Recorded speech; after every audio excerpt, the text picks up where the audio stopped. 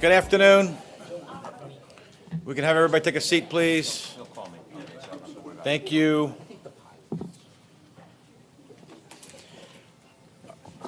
If we can have everyone silence their phones, please, it'd be great. We're calling this meeting to order. I note that some of the participants are participating via the video conference. Today's public meetings are being live streamed from the Port Authority website. We will now hold the public committee meeting, starting with the Committee on Operations, which I will chair. That will conclude, and we will have a public portion of today's meeting with the public board meeting. Let's start the public session of the Committee on Operations.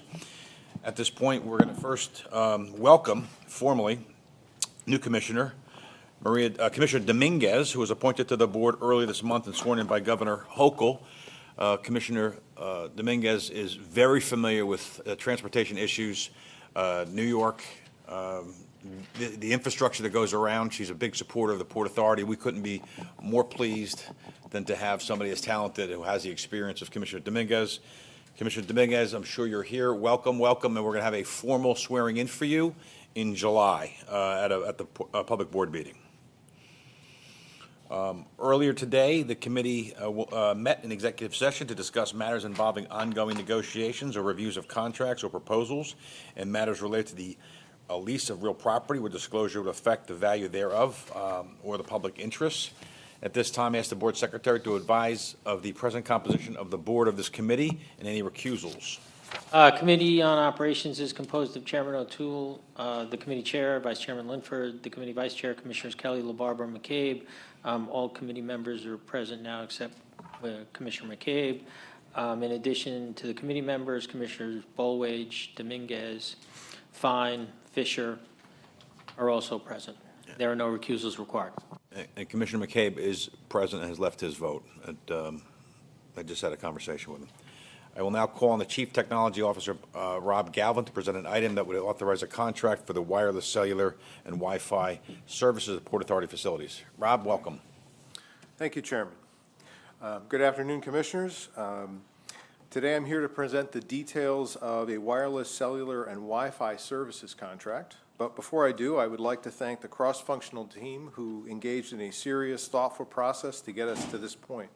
Folks from aviation, the COO's office, redevelopment, finance, law, procurement, and of course, technology. Because of their hard work, I'm very excited and proud to present a summary of this wireless cellular and Wi-Fi services agreement for your consideration. I'll briefly summarize what is included in the wireless cellular and Wi-Fi services from a business perspective. I'll cover a short history of the Port Authority's Wi-Fi offerings.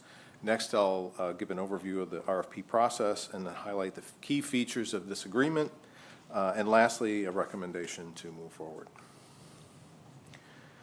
A foundation of the Port Authority's ability to deliver world-class customer experience is connectivity. And the Port Authority offers the public cellular services inside all of our major facilities, plus Wi-Fi at the airports and the bus terminal. In addition, we're able to generate revenue for the Port Authority while providing these services. The current contract expires at the end of this year, is held by New York Telecom Partners, a wholly owned subsidiary of Boingo Wireless, Inc., who monitors, operates, and maintains the equipment that provides the wireless cellular and Wi-Fi services. The capital investment under the existing contract was provided by a combination of funds from the cellular carriers and the Port Authority. Since 1999, when the current contract was awarded, Wi-Fi internet access was not widely available. In 2007, we began offering Wi-Fi at our airports as a paid-only service. Then in 2015, we began offering customers the choice of a single free 30-minute Wi-Fi internet session in exchange for watching another ad, an advertisement, or premium paid access. In 2018, we increased our speeds to 20 megabits per second, which used to be fast, and expanded the free period to 45 minutes, renewable by watching another ad. In 2019, we matched the market direction by expanding free sessions to 4 hours, increased speeds, and offered a streamlined internet access experience by reducing the number of clicks to get online to 2 clicks. We also enabled the aviation team the ability to conduct short optional surveys at the Wi-Fi Connect page, which has been helpful in gauging customer satisfaction and identifying areas for improvement. This was all done with the existing contract. We learned from this experience and incorporated into the new RFP, which we'll talk about in a moment, a means to maintain our Wi-Fi speeds in the top 10 U.S. airports. Highlights include 200 megabits per second by the end of the first year of the new contract and 100% free, no advertising experience. Before we issued the RFP in 2024, we worked together with procurement and aviation to engage in a robust RFI process to survey the market, conducting interviews with top-tier peers. We hired subject matter experts to advise us on the state-of-the-art of the technology, its direction, as well as the best-in-class business terms. This rigorous groundwork enabled us to facilitate a fair, transparent, and competitive RFP process that gave all proposers a level playing field. We set the 13-year contract term with one optional 5-year extension to balance the need for investment and to upgrade our technology with a desire to generate revenue. We received 4 proposals that met the RFP requirements. Each proposal was evaluated on key criteria: the technical plan, the financial offer, the firm's experience, and management approach and qualifications. Some highlights of the new agreement include, first and foremost, increased speeds. Under the new contract, the awardee will be required to increase Wi-Fi speeds to 200 megabits per second in the first year and to maintain Wi-Fi speeds in the top 7 of the top 10 U.S. airport Wi-Fi speeds for all of our facilities, as measured and reported quarterly through independent industry performance reports. The agreement ensures the system will evolve with key technology trends, including cellular advancements from 5G, where we are today, to 6G and to 7G, and Wi-Fi deployments from Wi-Fi 6 to 7 to Wi-Fi 8 and beyond to future standards. Using advanced technology, built-in redundancy, automation, and continuous monitoring, we will ensure cellular and Wi-Fi systems achieve what's called 5 nines or 99.999% availability, which translates roughly into no more than 6 minutes of downtime per year. The new agreement enables the Port Authority to easily expand coverage as our needs and the needs of our customers change. And lastly, the new agreement enables us to leverage the Wi-Fi infrastructure to gather anonymized data and gain insights into passenger movement patterns, behaviors, and anomalies, which will support facility operations and planning.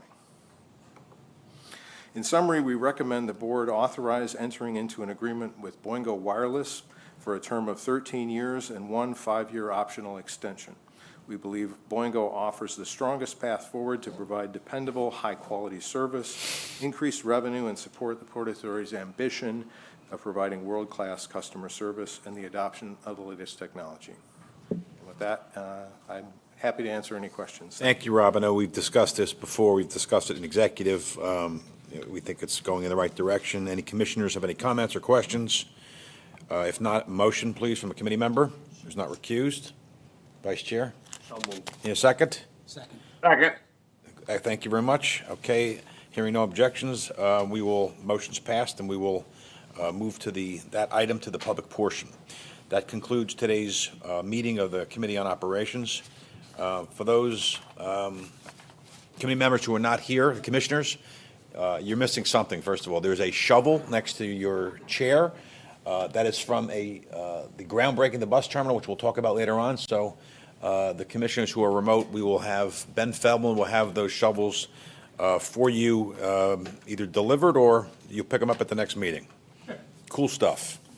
Very valuable, Chris, just so you know. This. Jeff, would you say this is your 10th one? Is that what I heard? Only 5. All right. Moving on.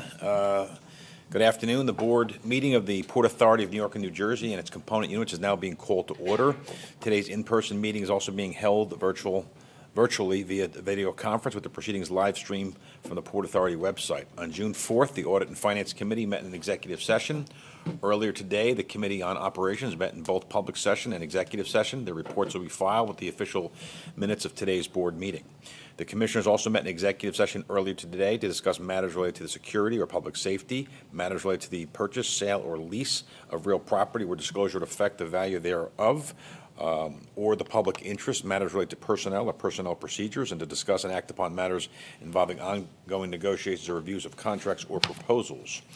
For the first order of business, I ask for a moment of silence to remember a member of the Port Authority family who passed earlier this month, Eric Lazachko, a chief maintenance supervisor who had 13 years of service. I ask us to stand for a moment to observe a moment of silence in Eric's memory.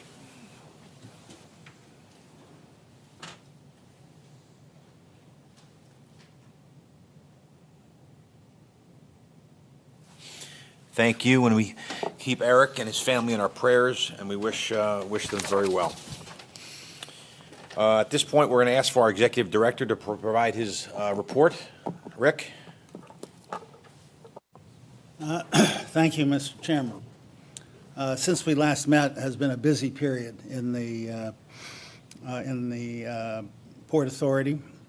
I'll begin by covering the June volumes as well as mentioning several other milestones. But before I start, I would like to again thank the nearly 8,000 employees who work for the Port Authority, who are responsible for actually serving the public in keeping our operations safe, sound, and efficient, and who also assure that passengers in our facilities and individuals who use our facilities are safe. We also express our gratitude to the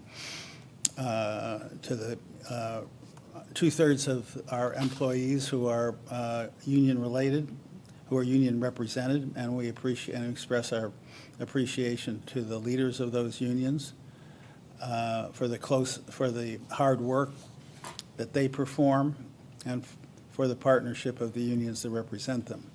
I'd also like to make note that the 123rd class of the Port Authority Police Department graduated this past Friday. The chairman and I attended it, along with a multitude of the other police executives, and we congratulate those 71 new officers and wish them the best in their careers at the Port Authority Police Department. Turning to our facility volumes, in May 2025, passenger volumes at our airports were overall approximately 7% below May of last year.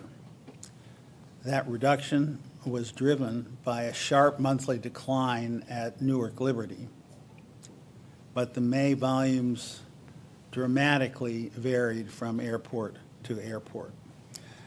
At Newark Liberty, passenger volumes were 20% below May of 2024. That decline was largely the result of flight delays and cancellations that have been widely reported due to air traffic control issues as well as some poor weather. And finally, the FAA's imposition of limits on the number of flights coming into the Newark airspace, which were announced on May 20th, all as a result of the challenges that the FAA is facing in terms of its air traffic control equipment and staffing challenges. At LaGuardia, by contrast, passenger volumes remained extremely strong, just slightly below the record LaGuardia hit in May of last year.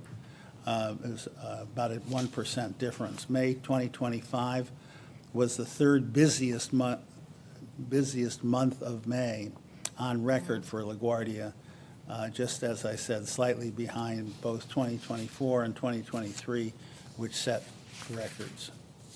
At JFK, May 2025, passenger levels broke the record set last year, and this May was the busiest month of May on record for John F. Kennedy Airport. It was just a whisker, but it was above by 1%, by 0.1%, May of 2024. Very strong volumes. At the seaport, The Seaport turned in a strong performance in May 2025 with volumes within 2% of May of 2024 and outpacing pre-pandemic May 2019 volumes by 20%. Month over month, from April 25, April of this year to May of this year, volumes increased by 3%. And it is important to note that for the month of May of this year, the Port of New York and New Jersey was the busiest port in the nation. Bridges and tunnels. Traffic in May 2025 on the agency's 4 bridges and 2 tunnels increased by 0.4 of a percentage point compared to May 2024, last year, and marking the first month of this year where 2025 monthly volumes exceeded 2024 monthly volumes. Volumes in the month of May were primarily driven by automobile traffic, which was 0.5 of a percentage point above 2024. Direct comparisons between 24 and 25 traffic levels require the study of additional data over time to understand the influence and the relationship between the impacts of weather, economic outlook, other events in the country, and congestion pricing. Path ridership in May of 2025 was 75% of pre-pandemic May 2019 levels, and overall path traffic was 7% higher than May 2024. So path is gradually increasing its ridership. But path, when you look at it carefully, it was really a tale of 2 cities. Weekend ridership was 12% higher than pre-pandemic 2019 levels, and the ridership ranked among the highest volumes for any month of May. Weekday path ridership, in contrast, was down by 29% versus 2019. So we are seeing extraordinarily strong passenger traffic on the weekends, while the weekday path ridership is holding steady at about 70% of 2019.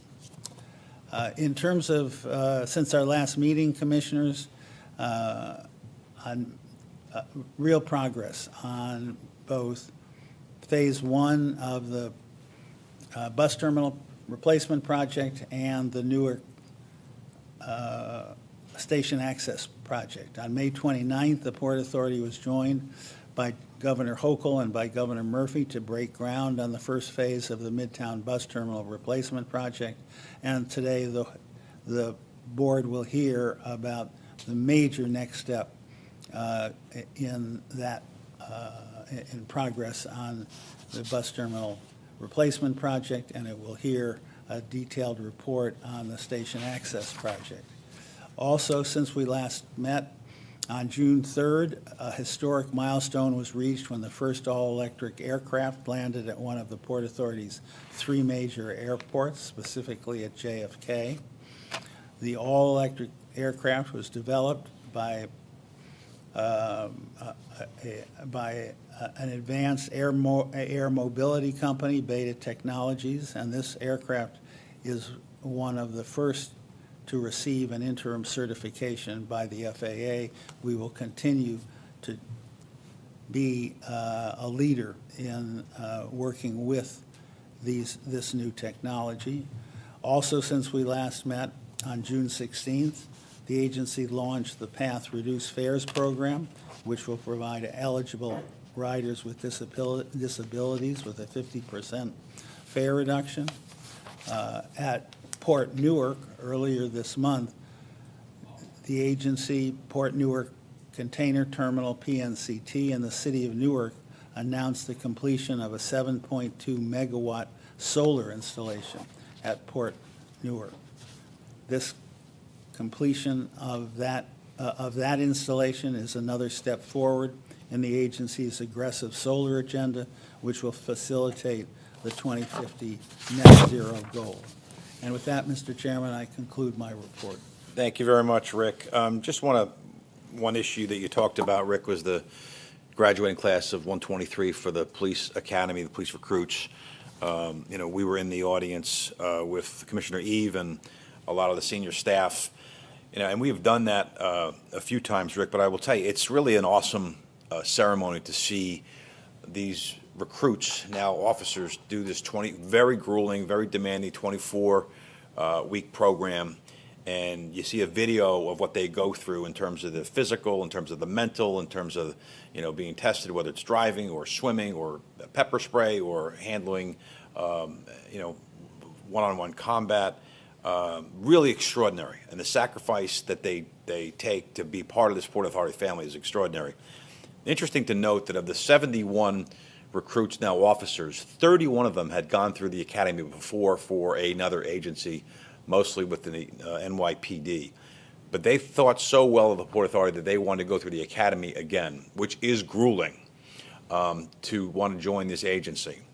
And I do want to say to the superintendent, Ed Setnar, your academy staff, exceptionally well done. Really, it's as good as it gets. Greg Erie, staff, the supervision, exceptional.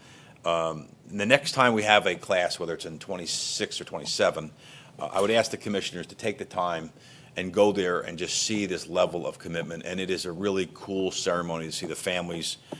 Commissioner Eve, are you on the line? Because I know you were there as the chair of security. I know you took it all in. If you have any comments, this would be an appropriate time. All right, she'll weigh in later. But again, congratulations, job well done. Thank you. At this point, we're going to move on to hear our Chief of Major Capital Projects, Stephen Plate, present an item that would authorize an important next step in the Port Authority's commitment to develop a new bus terminal in Midtown. We're going to defer voting, and I'll defer my comments until we are past the speaker's program. Following Steve's presentation, we have a short video of the Dyer Avenue deck over construction groundbreaking ceremony, which is really the kickoff, which was held earlier this month with its first major contract underway. And then we will hear from the folks on the public, and then we'll vote for this, probably one of the most single important votes that we will ever face on our tenure on the Port Authority. Steve, welcome. Thank you, Chair, and thank you, Commissioners. I'm here to update you on the bus terminal replacement project. This graphic shows the overall view of the new Midtown bus terminal, stretching from 8th Avenue all the way to 11th Avenue. Today's request focuses on Phase 1 of the overall project. Phase 1 includes those areas outlined by the yellow dashed line. It includes ramps, an interim terminal, which eventually will become a storage and staging facility, as well as the Dyer deck overs that the chairman just referenced. This phase of the project will be the next step in replacing the outdated 75-year-old bus terminal and provide our commuters and local community the world-class transportation facility that they deserve. Today, I'm here to request authorization in the amount of $4.8 billion for the construction of Phase 1 of the Midtown Bus Terminal project. This authorization includes the award of a contract to Tutor Perini at a construction cost of $1.871 billion to construct the core and shell of the new facility and associated ramps. Additional construction to be carried out at an additional cost subject to further competitive bidding via specialized construction packaging for the remainder of the facilities. In addition, other professional support services to deliver the project, including the continuation of architectural services provided by Foster and Epstein and program management services provided by LBG HNTB joint venture. All of these contracts are federally compliant. Commissioners, thank you for your unwavering support of this significant regional transportation project. Thank you. I'll roll the video.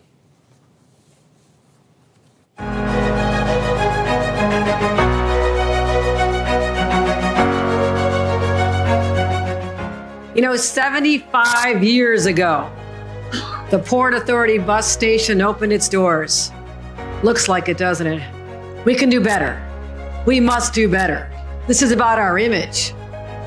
Thank you to Kevin O'Toole, our chairman of the Port Authority, who's had to overcome so many challenges, and I respect him immensely. Rick Cotton, who comes to me with the most brilliant ideas, and I always say, Rick, you had me at hello. And then who's going to build it? I know who's going to build it. Gary LaBarbera and his men and women are going to build it. It is a real treat to be here. It is an incredible honor to be back in Midtown Manhattan to mark the beginning, as Kathy said, of a new era in transportation for New Jersey, for New York, and our entire region. We're also incredibly grateful for the Port Authority, Chairman Kevin O'Toole and all of his colleagues on the Board of Commissioners. With us today from the Jersey side, Joe Kelly and Mayor Chris Polwich, along with the Port's Executive Director, Rick Cotton, and his extraordinary team. It is time for a much-needed upgrade and overhaul. And that's exactly why this transformational project to fully replace, ultimately, the Midtown bus terminal is so important. During 1944, Mayor LaGuardia asked the Port Authority, you got to build a bus terminal. It's too important. This region, this area, New York, New Jersey, you have to build the bus terminal. So true to form, Port Authority answered the call. And the reason it's going to get done is because we have exceptional, once-in-a-generational leader, Rick Cotton, who's going to make sure we get it done.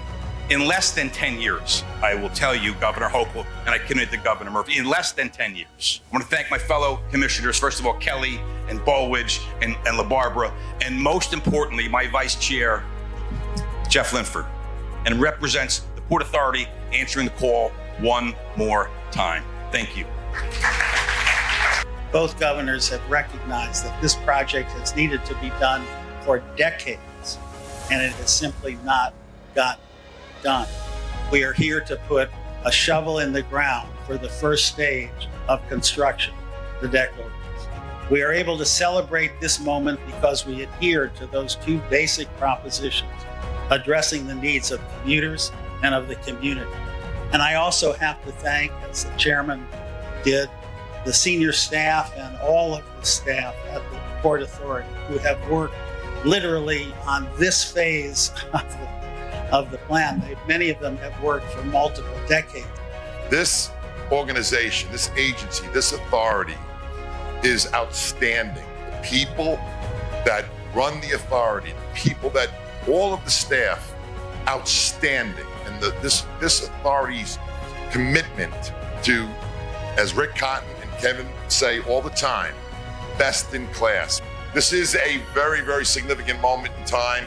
It is in my opinion, a transformative moment for this community, for the ridership, and for the economy in Hell's Kitchen. I guarantee both governors that the tradesmen and women that work on this project and build this project will be and are best in class. Thank you so much, everyone. God bless you all. Thank you.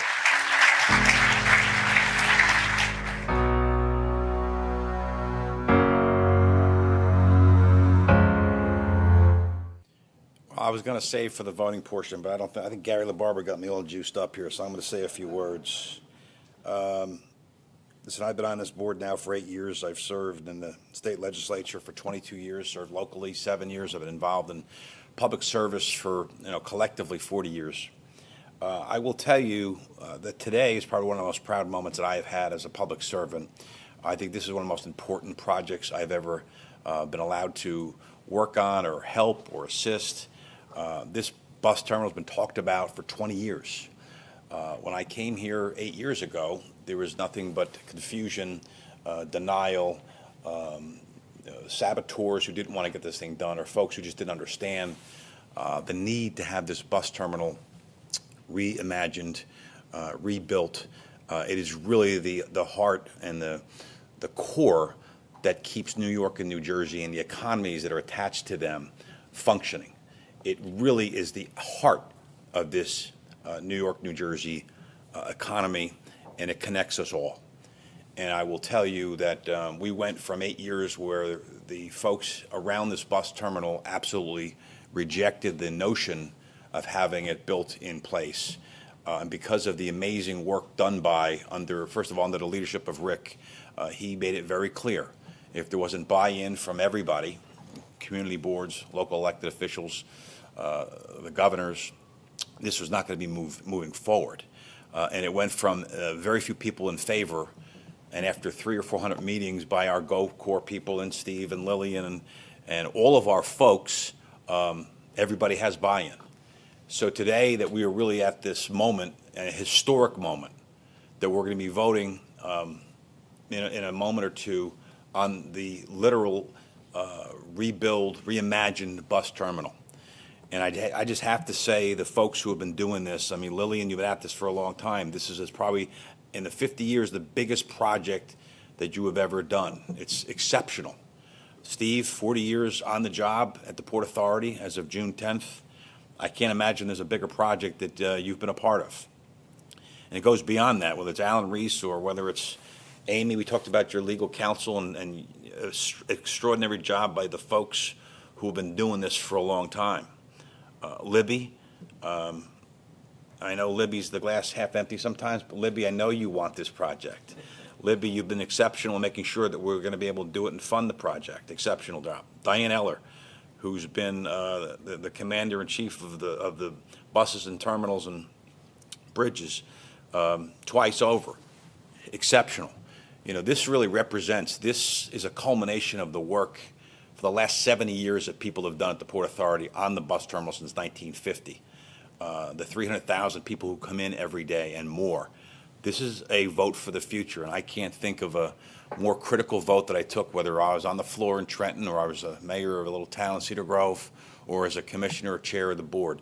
This vote that I'll be taking today is probably the proudest vote, the easiest vote, the most significant vote, the most consequential vote that I've ever taken in 40 years of public service. And I can't thank the Port Authority employees who have made this day possible. And 10 years and 20 years from now, when we look down and see this thing done on time, under budget, as I'm told, this will be one of the proud accomplishments that we as the board could say we've done something positive in our life.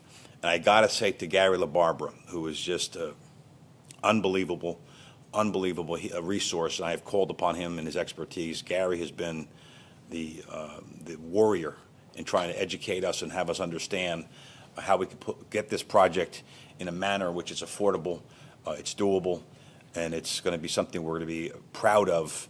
State-of-the-art bus terminal that people will not be making fun of on the late-night shows. They'll be saying, we're proud that we're in New York, New Jersey. We're proud to be a part of the Port Authority. As we close that video, I got to say, I couldn't be more proud as a commissioner here. I couldn't be more proud as a resident of Cedar Grove, a resident of New Jersey, that we are part of something really, really cool. And I want to thank everybody for their participation. And if you want to save your comments, Vice Chair, for the vote, or you want to now? You'll save them for now? Okay. I'm sorry I filibustered, but I just was overcome with an emotion of watching that video. I thought it was just a cool video that was put together. How can I follow you? Mr. Chairman. Yes, Mr. Gary. Chairman, this is LaBarbera. Yes. Commissioner LaBarbera. Yes. May I? Yes, please The do. chair just address the public. Yes. Thank you. First of all, Mr. Chairman, I want to thank you for your undaunting leadership on this clearly transformative project at this transformative moment. I also want to thank Rick Cotton for his leadership day to day in the grind, making things happen for the Port Authority. I'd also like to thank the entire team. You've mentioned many names at the Port Authority. And I want to say, I will tell you, and this is to the public, that this project will be transformative. But the team at the Port Authority is nothing short of exceptional. And I have never been prouder to be a part of a project, and I've been part of many, many projects over many, many decades. I've never been more proud to be a part of a project such as the new bus terminal.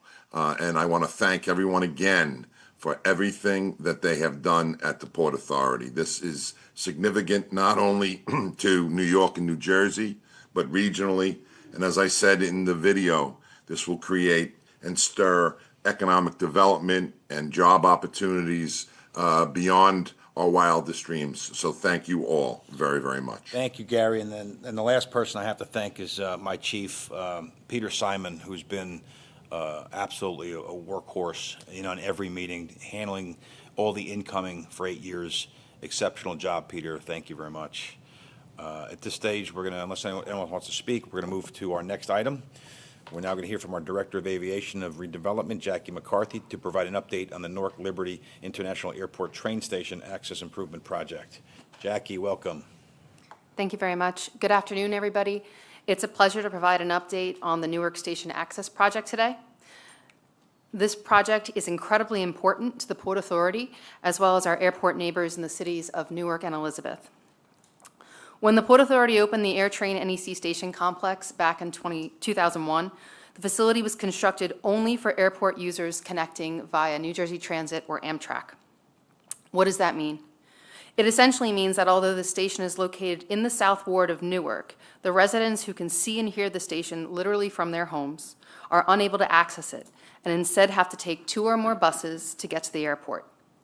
But now we're fixing that by extending the pedestrian bridge and creating a multimodal hub for public access. This will allow the residents of the South Ward and North Elizabeth to get to the airport directly, or alternatively, to have a single-seat ride to Jersey City or Manhattan for employment, education, leisure, etc. The construction broke ground this month on June 13th and is targeted to be completed and operational by Q4 2026. With that, I'm going to turn it over to my Senior Program Director, Ralph DiPuzzo, who's ushering this into reality. Thank you, Jackie. Good afternoon, members of the board, Executive Director Cotton, Chairman O'Toole. At its core, this project is about improving airport and transit access for underserved communities in Newark, South Ward, as well as North Elizabeth. In addition to expanding public transit options for airport customers and airport employees commuting to Newark Airport. Shown in light blue on this image is the existing AirTrain alignment, Newark AirTrain at Newark Airport. It ties into the Newark Airport station shown in dark blue, and that currently serves the Northeast Corridor line, which is shown in red here. Depicted in yellow is what we're here to discuss, a new multimodal access point just west of the existing Northeast Corridor, or NEC Airport Station.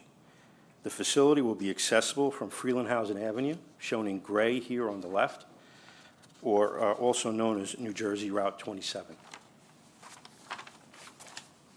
This is a view from the west showing how the existing NEC Airport Station abruptly stops at Amtrak's westernmost Track 5, as Jackie points out, without any connectivity to the surrounding community. That was due to the FAA regulation restrictions at the time it was built. This project changes that by extending that bridge to the west, over the last track, and down onto the newly acquired property that you see here shaded in blue. The site design is shown here with our new 16,000 square foot temperature controlled, ADA accessible station facility and bridge extension shown in white on the right side of the image, connecting to the existing facility in gray. The 5.7 acre campus is accessed from Frelinghuysen Avenue on the very left through a newly designed traffic intersection leading to an interior loop and pickup drop-off island dedicated to New Jersey Transit buses, and an outer loop serving personal, for hire, and taxis for as well as a short-term cell phone lot on the site. In addition to green space, a new flashing beacon crosswalk is featured to ensure safe access onto dedicated walking or bicycle paths to the new facility. Shown here are illustrative renderings of the interior of the facility. On the left is a view of the entryway at grade as you approach the fare gates, with the escalators and elevators in the background. On the right is a view looking west on the pedestrian bridge level, highlighting the natural light, open flow, and real-time information displays. Regarding the many project and community benefits, this project will provide an additional public access point for users of the airport and opportunities to spur airport-related businesses and transit-oriented airport development around the NEC station, adding economic value to the airport. It'll break down existing barriers for the neighboring communities to jobs and transit services. It'll provide Newark and Elizabeth communities with the following: a new one-seat ride to Midtown Manhattan via New Jersey Transit or Amtrak.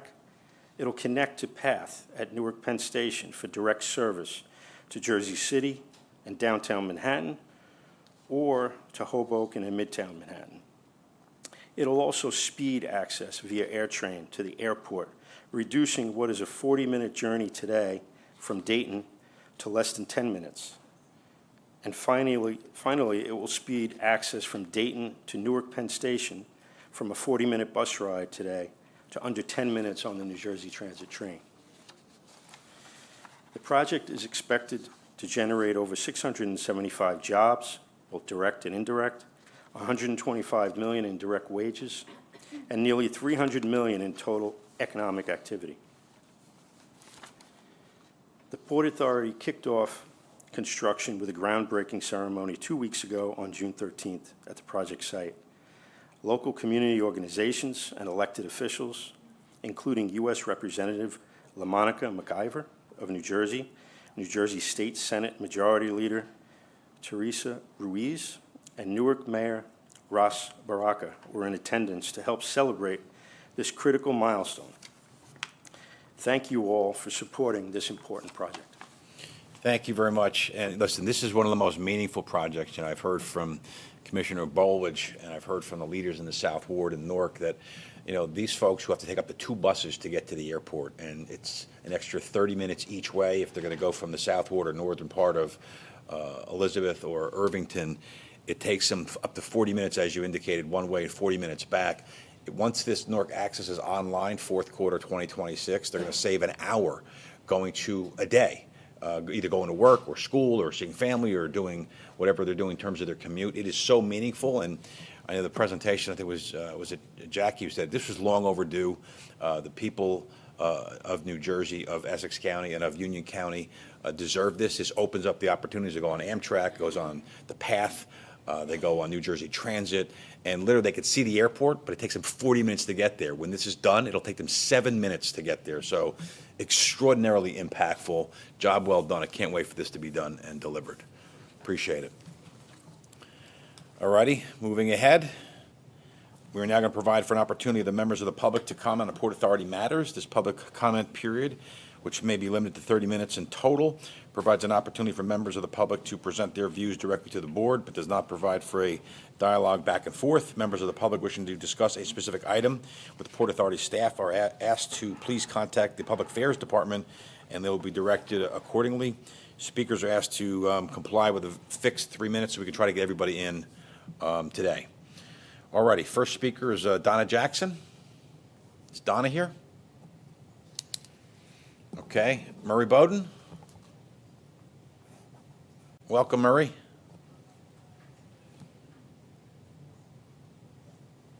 Take your time, Murray.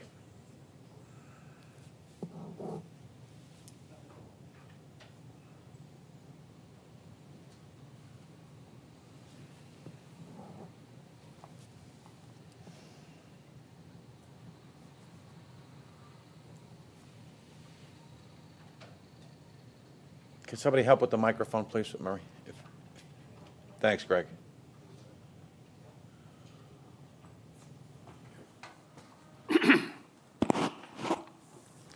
Afternoon. Afternoon. Today's presentation is brought to you by Iran and the New York City mayoral race. When there's a problem, it has to be solved. Can't wait. 2 unusual things happen. You have a new board member who's the commissioner of transportation for the state of New York, completely incompetent. To put her on this board is a major mistake. New York State, she's responsible for keeping the lines and the signs up to code. I've been working on this for years. She knows it, and I've done this at another meeting. Safety requires consistency of lines and code and signs. It's not happening. So to put her on this board is a major mistake in safety and finances. Likewise, the Port Authority has ignored my suggestions about adequate signage and road markings at LaGuardia, causing traffic to back up unnecessarily, accidents. And that's the responsibility of Rick Cotton.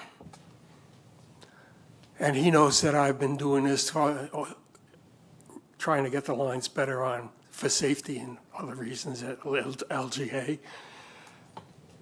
And so it's your responsibility as a board to recognize that the world has changed and get yourself a new executive director. He was good when he was good. I was good when I was good too. My mind's failing, so is my body, but I have a responsibility to my grandchildren. My email has always been concerned grandfather. It still is. Only at the bottom it says, trust nothing I say, check it out yourself. Rick, you did a good job for a lot of years. So did I. Time for us to move on. Next one, we hear from John McKeefe, or Keith McKeefe. I'm sorry if I got that. And as you come up to the microphone, let me just say, look, this is an opportunity for folks to be heard constructively on issues that are germane to the Port Authority. And I really would ask the public not to go after a commissioner, staff. We're going to keep it at a very high level. Please respect us, and we certainly respect you. John, welcome. Didn't plan on anything else. It wasn't meant to you. Don't worry about it. So my name is John McKee. I go by Jack, friends, family. Everyone knows me as that. Good afternoon, Mr. Chairman. Good afternoon, commissioners. My name is Jack McKee. As I said, I'm a resident of Jersey City, and I'm here with Hudson County Complete Streets. My statement concerns the PATH train.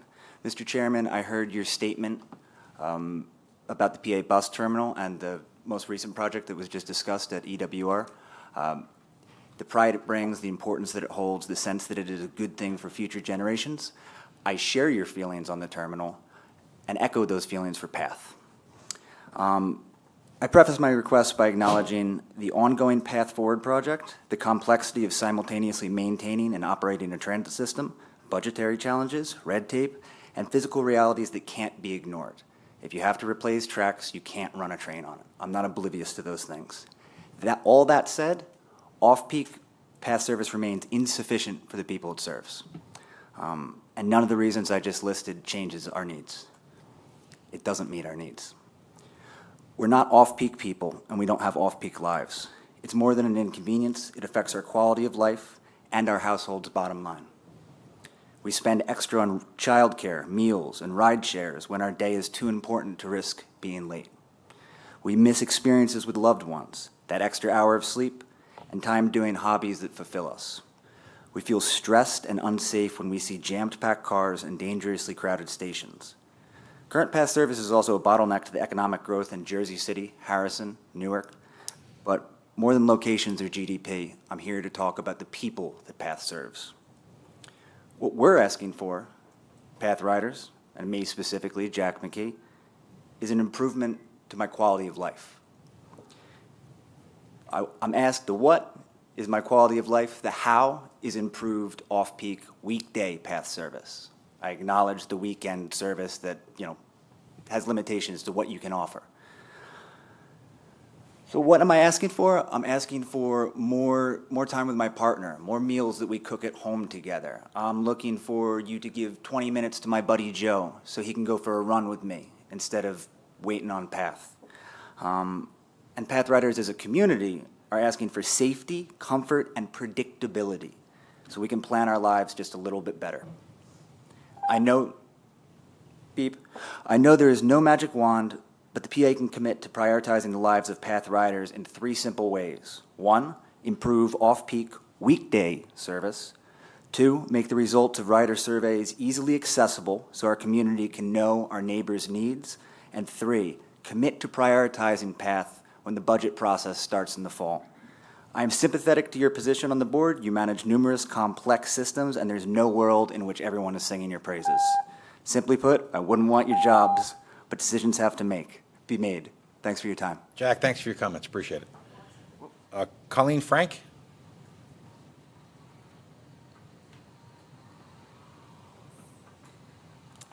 Good afternoon, members of the Port Authority Board and PATH leadership.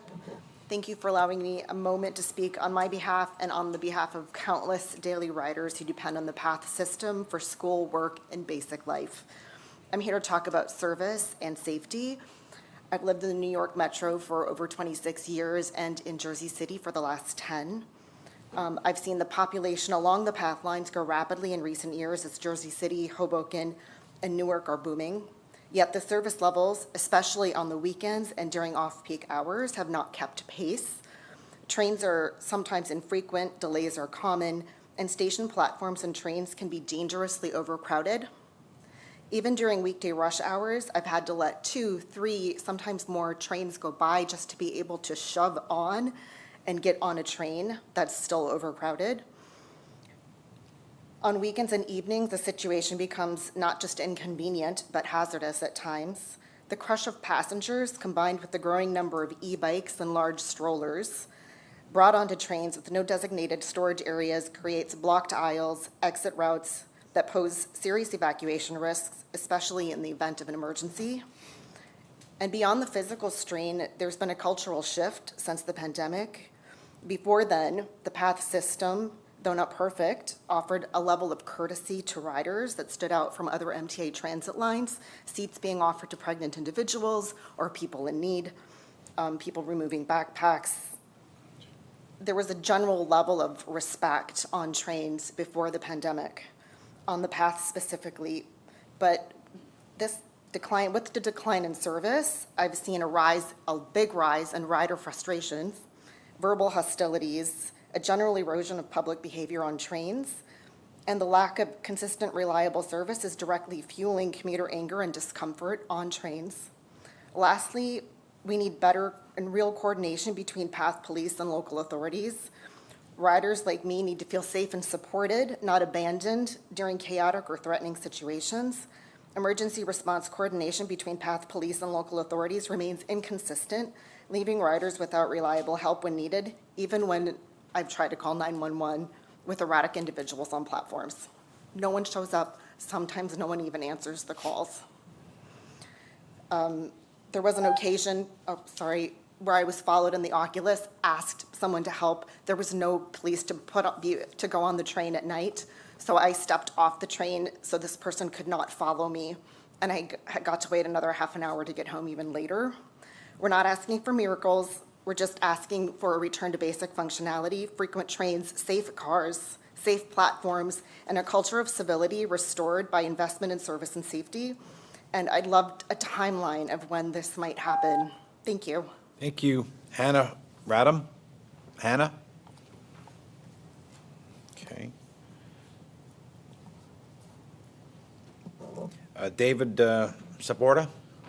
I'm sure I murdered your name. I'm sorry if I did. Right. Yeah, that's correct. Hey, David. So, good afternoon. I'm here to deliver a clear and uncompromising message. The PATH system, as it stands today, is failing the public it was built to serve. This is not just inconvenience. It is a systematic failure. Hudson County, Newark, and Lower Manhattan do not operate on a 9-to-5 schedule anymore. PATH still does. I live near Hoboken Station.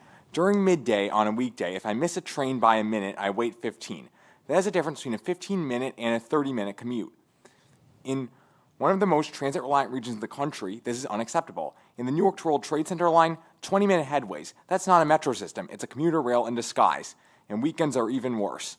There is no Hoboken to World Trade Center service on the weekends. A trip that should take 11 minutes becomes an overcrowded two-transfer ordeal. Wait 20 minutes for a train to Journal Square, then 20 more at Grove Street. Trains are packed like sardines. A basic journey becomes a 60-minute frustration. It is indefensible. The Journal Square to 33rd Street line via Hoboken also adds 20 unnecessary minutes. The tunnel crawl, the wait at Hoboken, the crush of passengers, it is all outdated. This is what you're offering in 2025 and in the busiest regions of the country. Late night service, 40-minute headwaits are not coverage, they're abandonment. The MTA subway, even with its flaws, runs 15 to 20-minute headways late at night. PATH has no excuse to fall this far behind with trains this jam-packed and, like Director Cotton said, higher weekend ridership than before the pandemic. And let's talk about connectivity.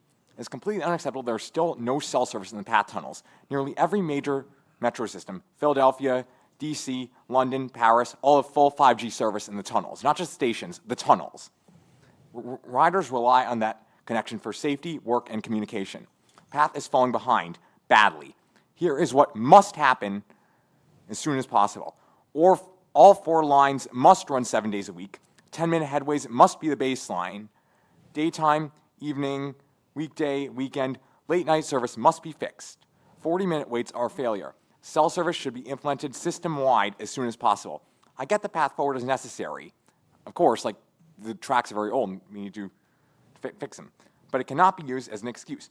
When it's done, service reform must follow, no delays, no debate. You have the riders, you have the infrastructure, you have the responsibility. What's lacking is the will. That must change now. We are not asking for a favor. We are demanding a reliable, modern transit system we've already paid for. It is time to deliver. Thank you. William George? William George? Okay. Deborah, welcome back. Thank you. Sorry, I'm until sciatic. I hope you're feeling better. Thank you. Good afternoon, everyone. I'm glad to be back. I asked one thing. One thing I just, I'm not putting this as a complaint. I want you just, if I had been with the MTA the whole time I had been home ill, I was able to go on all the committees with virtually, and then during the public session I could speak. Of course, I had to sign up and I had to follow the timeline, which I did. So what I'm asking is if we can do that for many of us, because certain days of the weather I wanted to come, I couldn't walk because of the cold. No, I was not contagious, but when you can't walk or sit comfortably either in a wheelchair or the seat, you have to stay home. Okay, the other thing is I've been asked to give a message from Jason Anthony, who sends his regards. He said, and I even saw it in the Port Authority as well as we see at the Jamaica Station. I'm trying to be compassionate. I understand about people who are homeless. What I'm asking is if that the Port Authority police with the MTA police and the local police work as a team together with the homeless services. So both states, New Jersey and New York, they can get these people the help they need and not inconvenience the riders. Another thing, we accidentally, Ann and I went into New Jersey.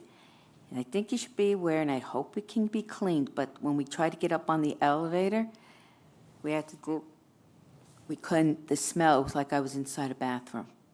And people were having accidents. I would appreciate if we can do something, because people think that it's okay to use the elevators, and they do this at the MTA too.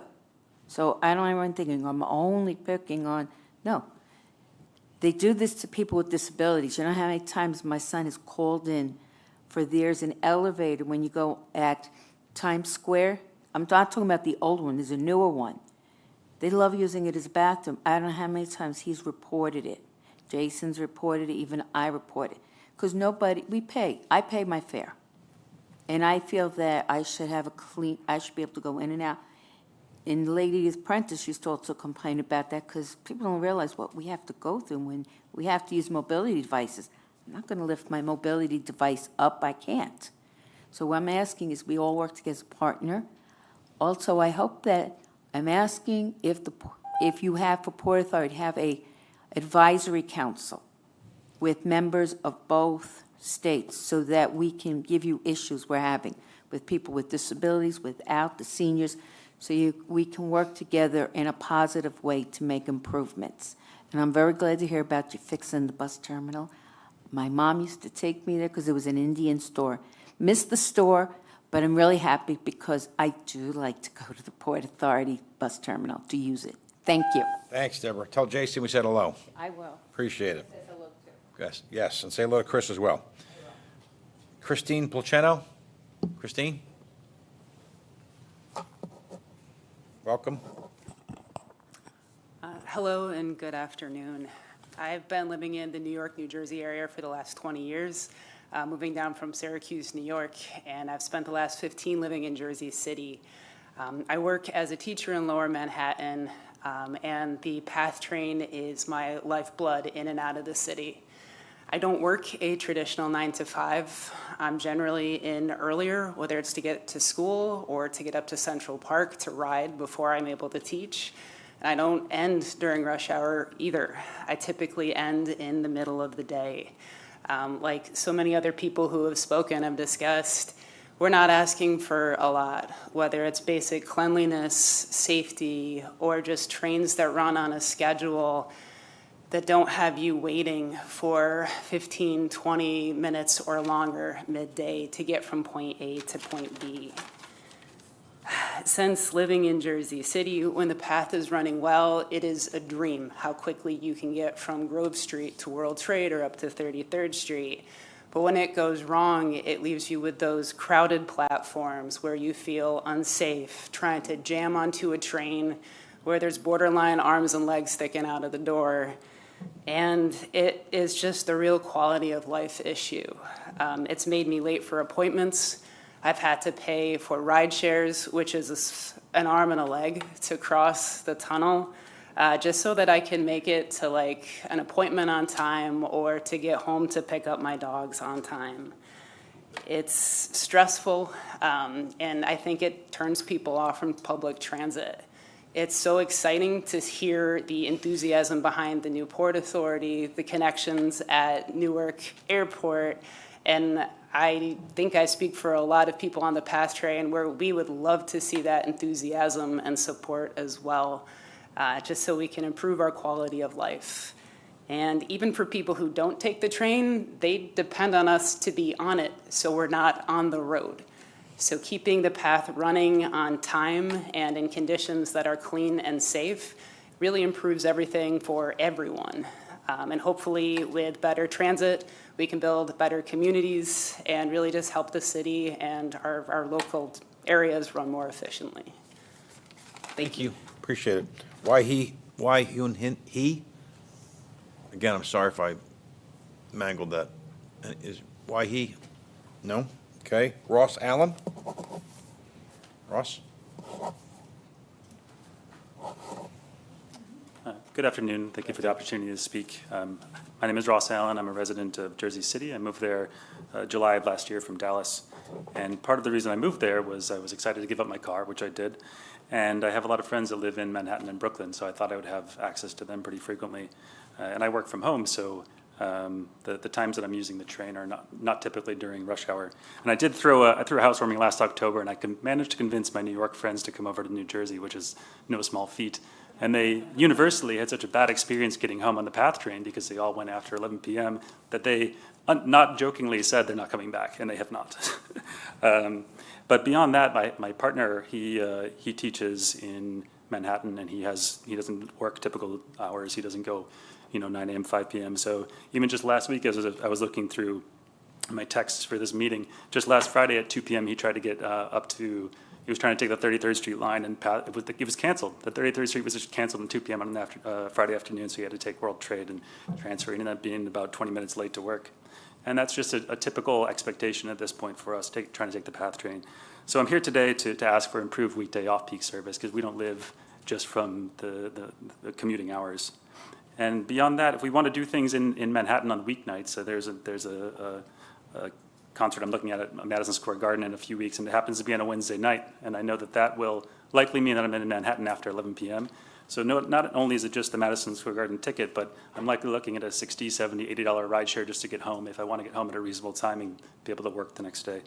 So I'm here to ask for improved weekday off-peak service for PATH, because it really makes a difference in the lives of everyone in Jersey City and Hoboken. And as everyone else has already pointed out, I don't need to tell you, the population continues to grow in Jersey City. The trains are overcrowded, and especially at night when there's 20-minute headways if we're lucky. each train is overcrowded, the stations are overcrowded, and it just feels unsafe, and it just makes it really not a great way to live. So please again, improve weekday off-peak service, and this fall, when you're going to talk about the budgeting process, please prioritize PATH because it makes a major difference for everyone in Jersey City. Thank you. Thank you. Mario Van Landingham, welcome. Thank you. Hello, my name is Mara Van Landingham. I'm a public school teacher in Jersey City, and I live near Journal Square. And like many of my fellow Jersey City residents, I do not own a car and rely on public transit to get around, including the PATH. I'm here today with my fellow folks from Hudson County Complete Streets to share how long headways and unreliable service on the PATH have impacted me and to ask for an increase during off-peak times. My experience yesterday is typical of the poor and unreliable service on the PATH on weekdays outside of rush hour. I had an appointment with my physical therapist in Hoboken at 3 p.m. I left Journal Square at 1 p.m., 2 hours early, hoping that I'd have a little bit of wiggle room, maybe time to stop at a coffee shop, read my book a little bit before my appointment. I waited for 2 minutes for the train to 33rd Street to depart Journal Square, and a few minutes later I arrived in Newport to switch trains. So far, so good. I stood on the platform at Newport for 10 minutes. No train to Hoboken. Then 20 minutes, a couple of trains to 33rd Street, but still no train to Hoboken. I waited for the train to Hoboken for about 30 minutes before giving up and deciding to walk from Newport to Hoboken on the hottest day of the year. I don't know what happened because the real-time arrival information on the PATH app suggested that 2 different trains to Hoboken should have arrived during that 30-minute time interval, but there were no station announcements and no indication of how much longer it would be until a train to Hoboken materialized. As a teacher on summer break, I had the free time to leave 2 hours early before my appointment. I had the physical ability to walk when things went sideways. But what about shift workers in healthcare or hospitality trying to get to or from work in off-peak hours? What about people who can't walk very far? What about people who can't afford to pay for that emergency Uber or Lyft when the train doesn't come and their appointment time inches ever closer? Let's set aside for the moment that weekend PATH service is a nightmare. I understand there are reasons for that, like track replacement, which are good and important. But off-peak weekday shocking service is shockingly unreliable, leaving behind the people in New York and in New Jersey, construction workers, service industry workers, teachers, deliveristas, nurses, who rely on public transit the most and have the least time and financial flexibility to make different choices. You mentioned earlier, Director, that weekday ridership was still below the 2019 numbers, but we also know that induced demand means that better, more reliable service means that better ridership numbers will increase during weekdays, during off-peak hours. Thank you. Thank you very much. Yvonne Garrett Patterson. Yvonne, welcome.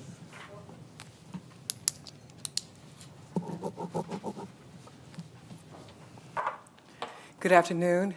Yvonne Garrett Patterson from South Orange, New Jersey, representing Republican Action Committee, also the Southport Economic Community Development Corporation under the presidency of Doug Freeman. Welcome, welcome. Mr. Cotton, we thank you so very much. Also, all commissioners, we thank you. I had the good fortune of presenting back in 2011 when Christopher Ward was leaving the executive position. And I made a presentation regarding Newark Airport City and the value of how we can build economically and socially around the airport. Mr. Ward took me to the corner to the side and said, Yvonne, you need to get this book, Aerotropolis by Dr. Quesada, because the concept that you're bringing before the board is a sound concept. Subsequently, I was able to meet with Patrick Foy when he was in leadership. He too nurtured the concept of Newark International Airport as a aerotropolis. And so we're still lobbying today to see the full benefit of what we can create in and around Newark International Airport. We thank you for the community access development. But one of the things that we always need to be reminded reminded of when we do development is to look at economic opportunities in around any growth that we do at any of the port points for access, because there's always need for services. If you need to have coffee, if you need to take your clothes to the cleaners, I mean, we need to look at how we can service the community from an economic and service position when we're building. So we do appreciate the work that you all have done. Thank you so much regarding the access point, but we also have to look at how we build economically. That's also going to require for us to look at educational opportunities. One of the things that we're really in need of in Newark International Airport, we need an aviation school. We need an air traffic controller school. We have to invest in our industry, and we need to give the community opportunity to be trained so that we can be a feeder to our industry. So we have to be more responsible to understand that we have to build capacity and sustainability. And so we need to focus on education. In addition to economic growth and development. In addition to that, Newark will be celebrating its 360th anniversary in 2026. And so we'd like to submit to Port Authority leadership a celebration plan for you all to consider how we can engage with Port Authority for a very successful Newark 360th and look at some commemorative initiatives such as the aviation school, ribbon cutting. So we want to look at some practical ways that we can continue to grow this great American city.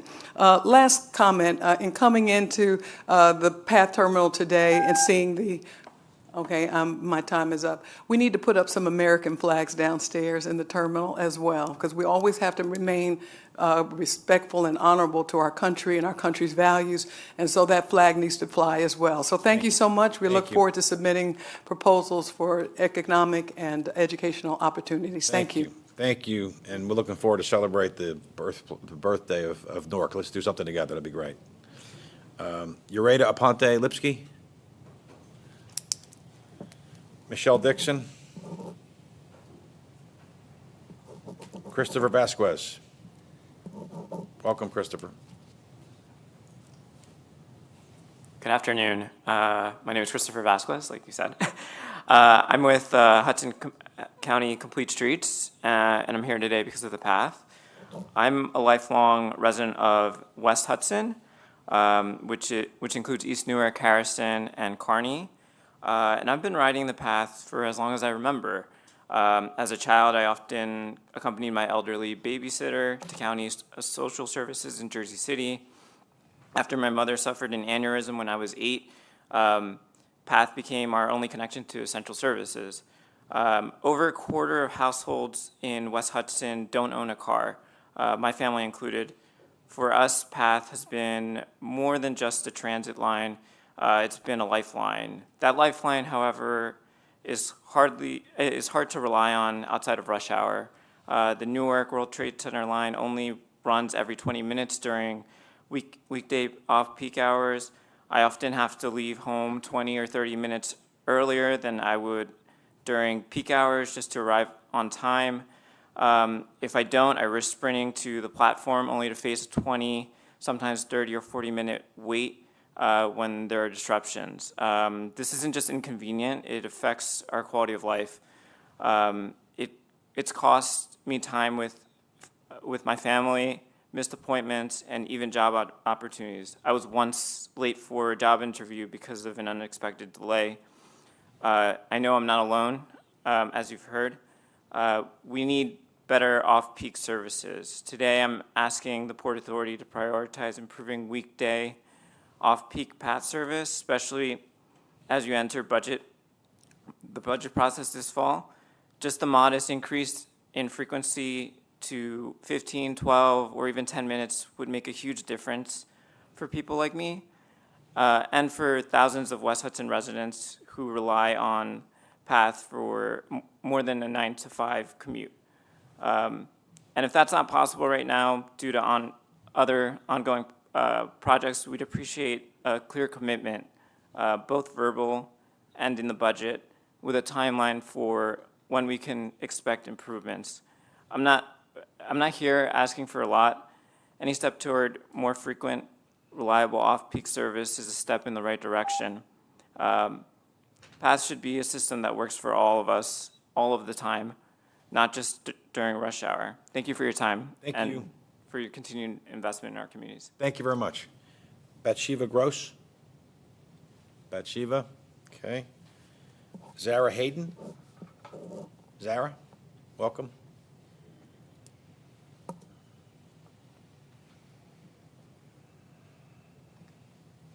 Good afternoon. My name is Zara Hayden. I live in Jersey City and I work in Jersey City and Manhattan. I'm a regular, frequent PATH train user, and I'm also here due to extreme frustration with the infrequent train service. There are other issues, but that is my primary concern. Our off-peak PATH service is wildly inadequate and doesn't meet the needs of this densely populated, urban, busy environment. It's the primary transport option for many people, including myself. I moved here rather than Los Angeles to use the public transport system, so it's very disturbing that it runs so badly for us all. I wait often for the train on the platform. Last weekend, I spent maybe 2 hours waiting on various platforms, both the MTA and PATH. It is an incredible waste of time. It's exhausting. I think often of people who are less able, who are older, who are nurses.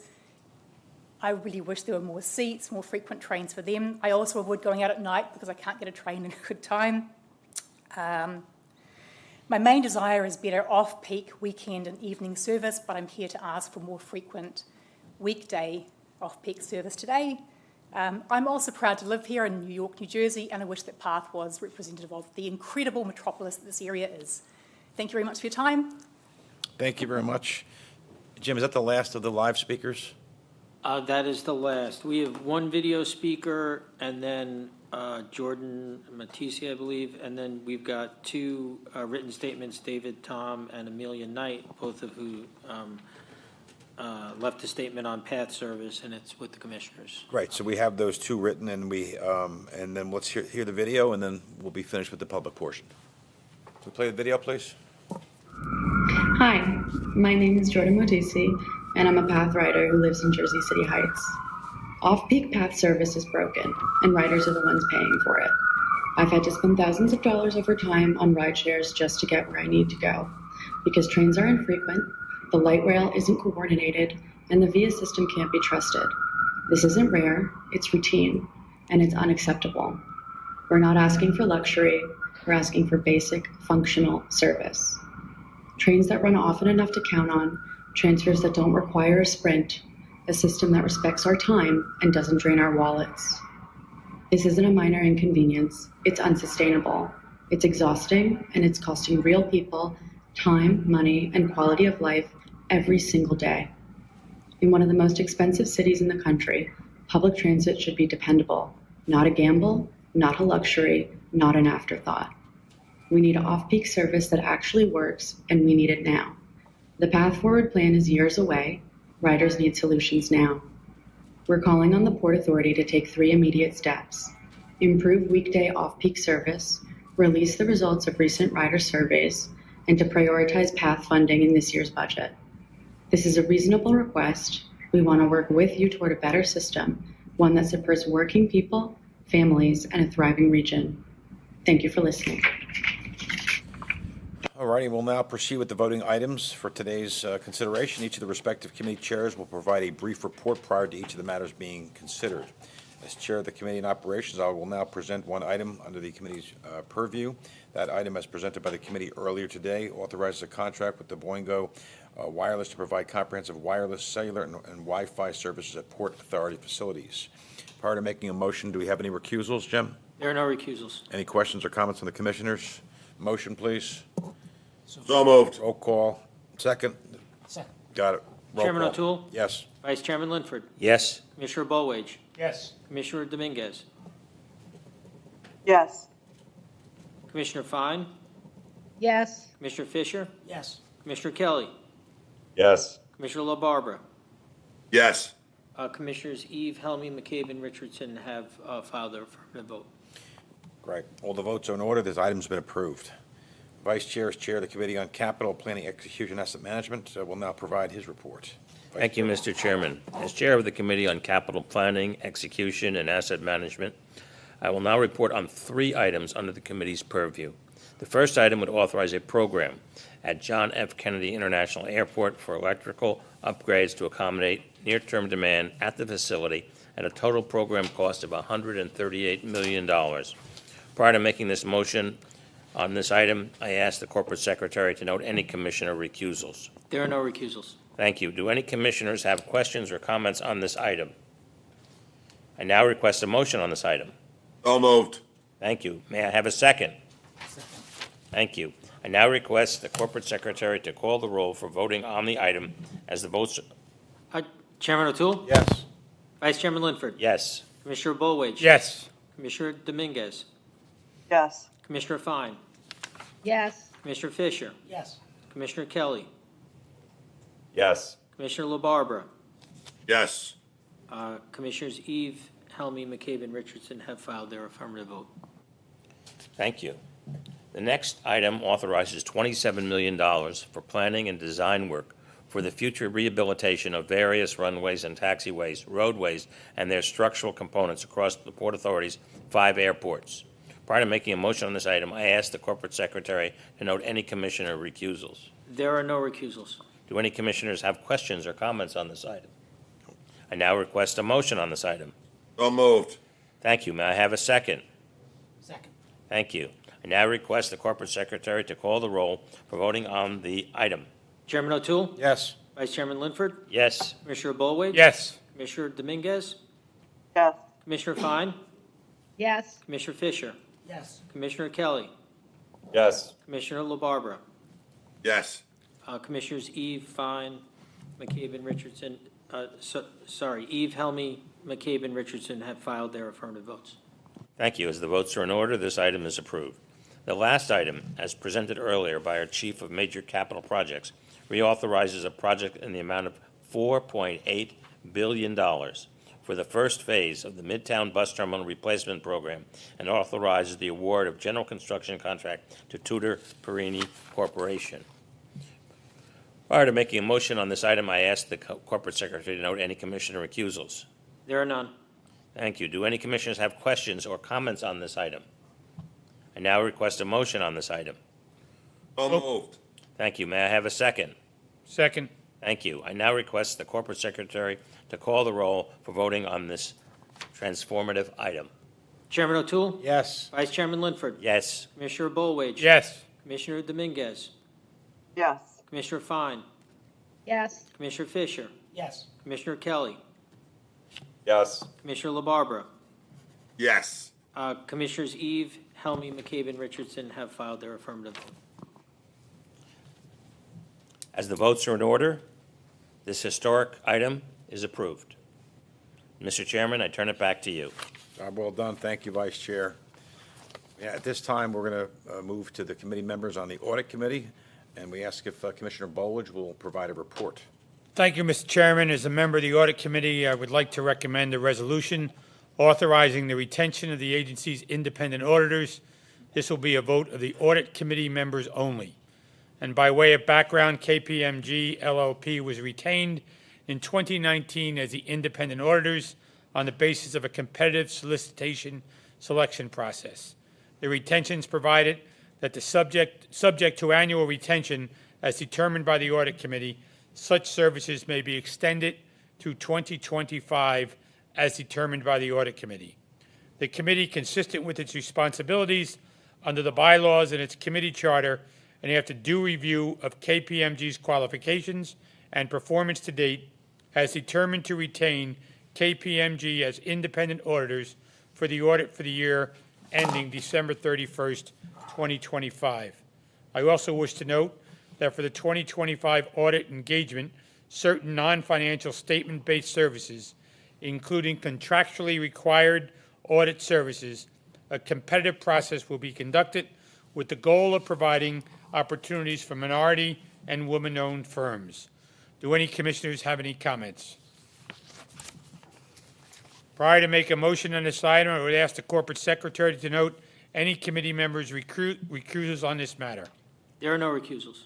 I now request a motion from a committee member who is not recused on this motion. Commissioner Fisher. A second? I can second it, right? Second it. I'm second. And now I request the corporate secretary to call the roll of committee members present for voting on this item. Commissioner Bolwage, Yes. Commissioner Fisher, Yes. Commissioner Eve and McCabe have filed their affirmative votes. As the votes are in order, this item is approved. Turn it back to Chairman O'Toole.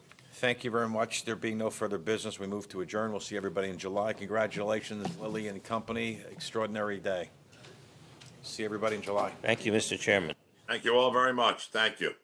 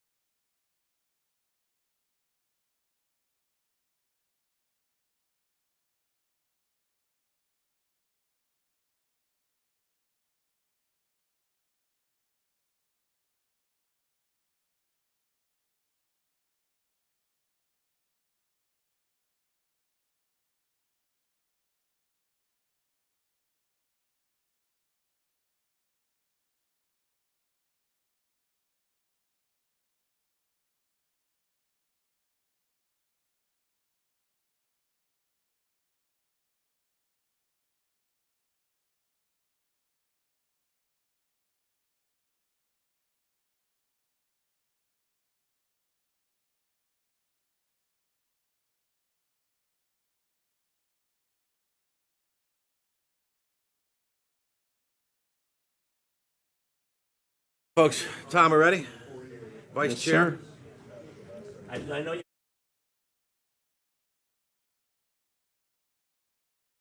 Nay. Our first question is Larry Higgs with New Jersey Advanced Media. Larry?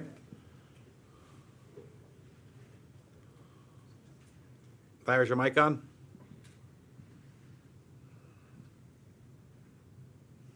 Larry, if you're speaking, we can't hear you.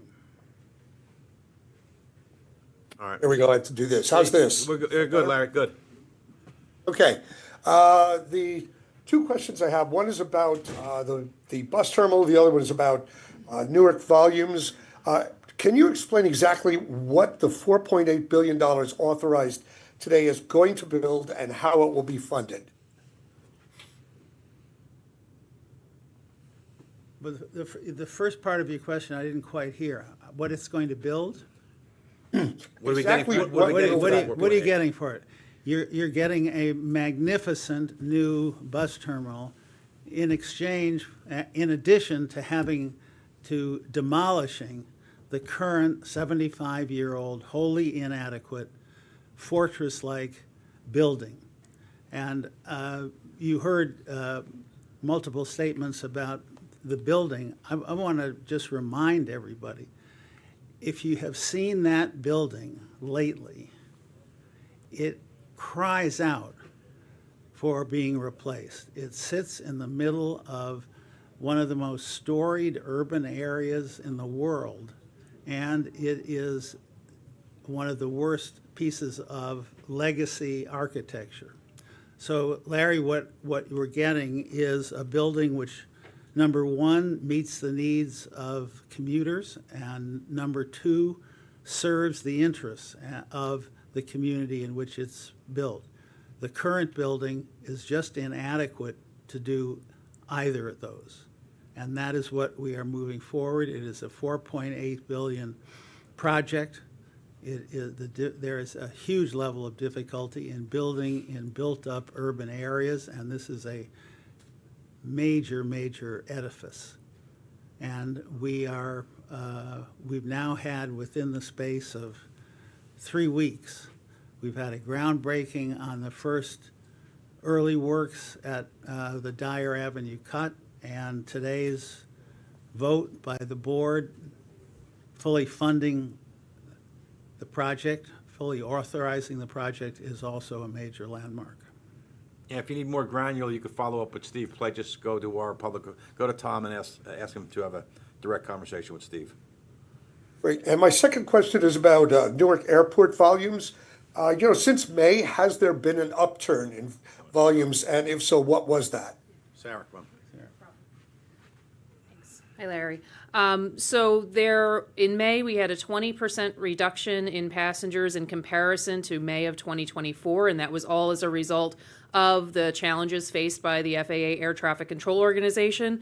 In June, early indicators is that we are again going to be down compared to June year over year, 2024 to 2025, but we don't expect it to be as drastic of a difference, and we hope to see some modest improvements as airlines continue to upgauge aircraft with the reduced aircraft operations that are required by the FAA. Great, thanks. And our final question is Lorianne LaRocco at CNBC.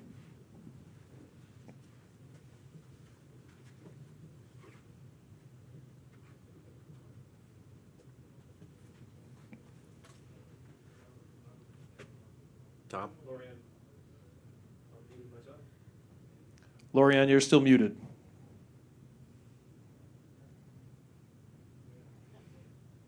Hey there. Okay, I finally got off. Sorry, guys. Great. I've got two questions for Beth Ann, if possible.